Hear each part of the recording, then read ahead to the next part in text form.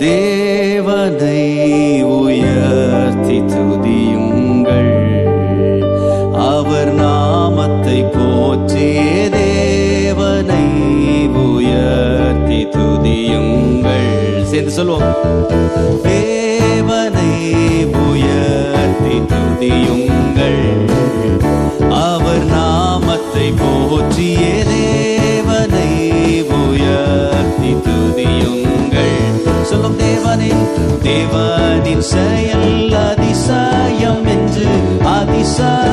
என்று சொல்லி, தேவனின் செயல்